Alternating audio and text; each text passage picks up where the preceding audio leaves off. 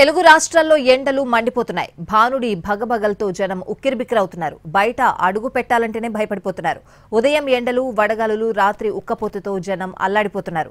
తెలంగాణలోని నిన్న పలు ప్రాంతాల్లో 16 జిల్లాల్లో 41 డిగ్రీలకు పైగానే ఉష్ణోగ్రతలు నమోదయ్యాయి. మరో 2-3 రోజుల పాటు ఇలాంటి వాతావరణ పరిస్థితులే ఉండే అవకాశం ఉంటుందని చెప్తున్నారు వాతావరణ శాఖ అధికారులు. జనగామ మినహా అన్ని జిల్లాల్లోనూ ఆరెంజ్ అలర్ట్ జారీ చేశారు. ఇవాళ రేపు వడగాలులు వీచే అవకాశం ఉండడంతో అప్రమత్తంగా ఉండాలని సూచిస్తున్నారు.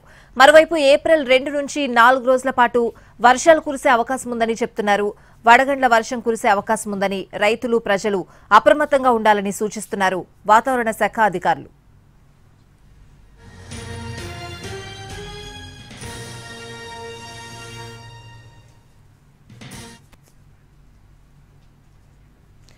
ఏపీలోనూ ఎండల తీవ్రత అధికంగా ఉంది. ఇవాళ రేపు వడగాలులు తీవ్రంగా ఉండే అవకాశం ఉందని చెప్తున్నారు వాతావరణ శాఖ అధికారులు. నిన్న రాష్ట్ర వ్యాప్తంగా భారీగా ఉష్ణోగ్రతలు నమోదైనట్లు తెలిపారు.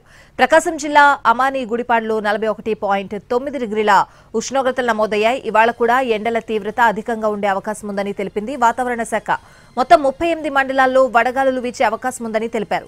శ్రీకాకుళం జిల్లాలోని 8 మండలాలు, విజయనగరం జిల్లాలోని 9 మండలాలు, మన్యం జిల్లాలోని 10 మండలాలు, అల్లూరి జిల్లాలోని 2 మండలాలు, తూర్పుగోదావరి జిల్లాలోని 8 మండలాల్లో వడగాలులు వీస్తాయని హెచ్చరించింది వాతావరణ శాఖ.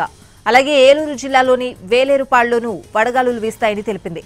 చింతూరు, కూనవరం మండలాల్లోనూ తీవ్ర వడగాలులు వీస్తాయని తెలిపింది వాతావరణ శాఖ.